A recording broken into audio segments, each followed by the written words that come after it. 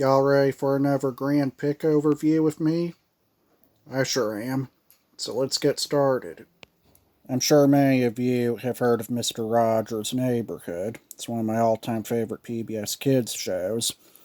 And if you know Mr. Rogers' Neighborhood, you're also probably familiar with Johnny Costa, who was the musical director of Mr. Rogers' Neighborhood.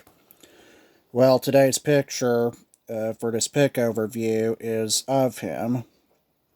And almost in time for his birthday, what would have been his 104th birthday, I think, is January 17th. So I'm not sure when this video will come out, but I'm currently doing this a whole week before his birthday. Anyways, today's picture of Johnny Costa is going to be very interesting, mostly because of the historical context. And here it is. It's mostly in black and white, but as you can see, there's a little bit of color splashed in. Now, most people know Johnny Costa for playing the piano on Mr. Rogers' Neighborhood. He was the epic jazz pianist and musical director of Mr. Rogers' Neighborhood, but many people often forget the piano was not the only musical instrument he played.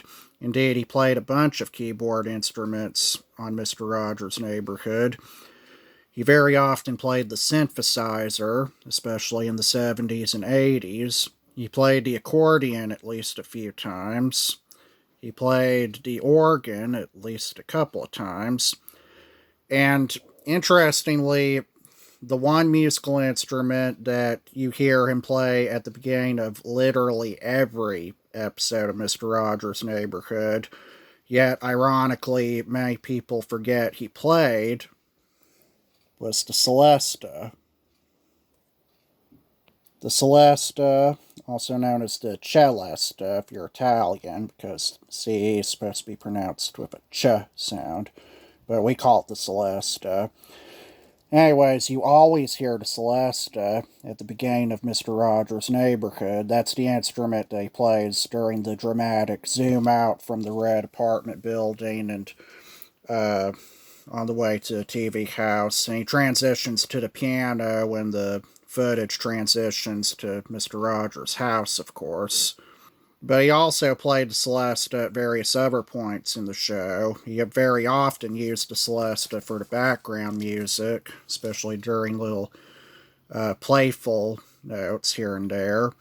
And a very little known fact that most people tend to forget is the Celesta was very, very heavily used in the show's first 2 seasons. Arguably first 4, but we'll get into that in a little bit. He played the Celesta on literally every episode, not just literally every episode in the first 2 seasons, not just at the beginning, but even at the end. Usually we hear him play the piano in the closing credits. Indeed, we usually hear him play a very jazzy, upbeat piano solo in the closing credits. But not on the first 2 seasons of Mr. Rogers' Neighborhood.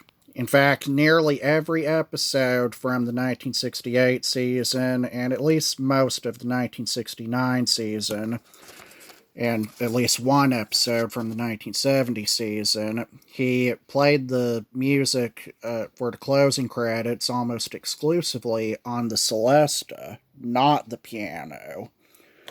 He did not play the piano over the closing credits of every episode, contrary to popular belief. And it's kind of surprising, even years after all those old episodes from the first 2 seasons, they used to be lost media, but thanks to the Twitch Marathon, the Twitch Marathon that happened back in 2017, most people have gotten to see those older episodes after they were lost for many years. And even after all that, many people still don't believe that Johnny Costa played the Celesta, and only the Celesta, for the most part, in the closing credits of just about every episode from those first 2 seasons. Or for that matter, that the Celesta was Johnny Costa's second most prominent musical instrument on the show. And that's not entirely the viewer's fault either. Johnny Costa himself, while he was still alive, even mostly forgot that the Celesta was his second most used instrument on the show. It's a legendarily known fact that he did not want to play baby music or kiddie music on Mr. Rogers' Neighborhood. Indeed, the jazzy, upbeat piano music is one of the things we adults love about the show. But very early on, he was mostly playing the Celesta. And there's also a very rocky history as to Johnny Costa's the evolution of Johnny Costa's music on Mr. Rogers' Neighborhood has never quite stayed straight. The very first episode where he played the piano in the closing credits was actually the 6th episode, believe it or not. Episode 6. And he played the piano to its extent over the closing credits of episode 9. But then, if that's so, how come he only played the Celesta in the closing credits of episodes 7, 8, and 10? Seems kind of sus, right?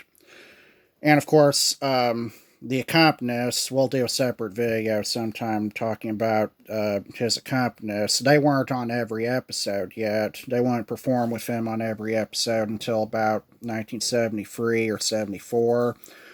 The very first episode to feature the drums as part of the show's background music was actually the Nighttime in Mr. Rogers' Neighborhood special from 1969. But even then, the drummer, whoever it was, I think it was Bob Rossforn, but I could be wrong, he didn't get to play with Costa in the closing credits. Costa played very quiet, calm Celesta music in the closing credits of the Nighttime special. So, Johnny Costa's music in the show's first couple of seasons was radically different. And this picture is more or less an illustration of how I believe it might have looked. Johnny Costa just playing the Celesta, very rarely touching the piano, as he did in the first couple of seasons. And I drew this picture sometime back in December 2022. There's not really much else to say about this picture. But thanks for watching nonetheless. I'll do more pic overviews about my Johnny Costa fan art eventually.